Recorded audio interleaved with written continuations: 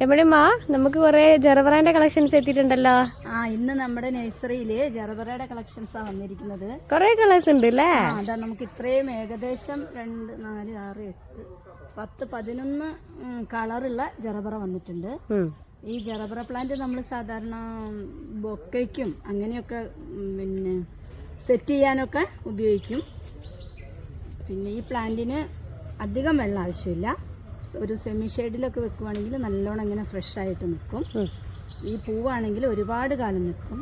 പിന്നെ ഇതൊക്കെ ഈ ചെറിയ പൂ കാണുന്നത് മിനിയേച്ചർ ടൈപ്പാണ്. ഇതിൽ ഒന്നിൽ കൂടുതൽ പൂവ് ഒരേ സമയം ഉണ്ടാവും. മറ്റേത് വലുതാണെങ്കിൽ ഒരു പ്രാവശ്യം ഒരു പൂവേ ഉണ്ടാവുള്ളൂ. ഈ ടൈപ്പാണെങ്കിൽ ഒരു പ്രാവശ്യം ഒരു പൂവേ ഉണ്ടാവുള്ളൂ. ഇത് നമുക്ക് എങ്ങനെയാ, ഇൻഡോർ ആയിട്ടാണോ ഔട്ട്ഡോർ ആയിട്ടാണോ വെക്കാൻ പറ്റുക? ഇത് നമുക്കൊരു സെമി ഷെയ്ഡിലേക്കാണ് കൂടുതൽ പറ്റുക. ഇൻഡോർ അങ്ങനെ ഉള്ളിലേക്ക് അധികം വെക്കാൻ പറ്റില്ല. ഒരു സൂര്യപ്രകാശം കിട്ടുകയും വേണം, എന്നാൽ ഡയറക്റ്റ് സൺലൈറ്റിലും വെക്കാൻ കുറച്ചൊരു വെക്കുന്നതിനല്ല, ഈ ചെടികളുടെ ഈ ഫ്രഷ്നെസ് ഉണ്ടാവില്ല. അതാണ് അതിന്റെ ഒരു പ്രശ്നം വരുന്നത്. വെള്ളമൊക്കെ കുറച്ച് കുറച്ചാൽ മതി. അധികം വെള്ളം ഒഴിച്ചു കഴിഞ്ഞാൽ അതിന് ചീച്ചിൽ വരും. അത് നോക്കിയിട്ട് നമ്മൾ ചെയ്താൽ മതി. പിന്നെ മിനിയേച്ചർ ടൈപ്പിനാണെങ്കിൽ എപ്പോഴും പൂ ഉണ്ടായിക്കൊണ്ടിരിക്കും. ഈ വലിയതിനാണെങ്കിൽ അതിന്റെ പൂ ഉണ്ടാവുന്നത് കുറേ കാലം നിൽക്കും, ഏത് ടൈപ്പായാലും. മിനിയേച്ചറിൽ ഒന്നിൽ കൂടുതൽ പൂ ഉണ്ടാവുന്നുണ്ട്, ഇതുപോലെ.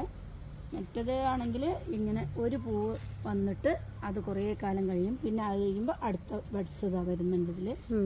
അങ്ങനെയാണ് ഇരിക്കുന്നത്. ഇതിന്റെ ഇലകൾക്കും വ്യത്യാസമുണ്ട്. വലുതിന്റെ ഇല കുറച്ച് വലുപ്പമുള്ള ഇലയാണ്. ചെറുതാണെങ്കിൽ നല്ല മിനിയേച്ചർ ടൈപ്പിൽ കുഞ്ഞു കുഞ്ഞു കുഞ്ഞു ഇലകളാണ്. ഒരുപാട് കളർ ഇപ്പം ഇന്നത്തെ കളക്ഷനിൽ നമുക്ക് വന്നിട്ടുണ്ട്.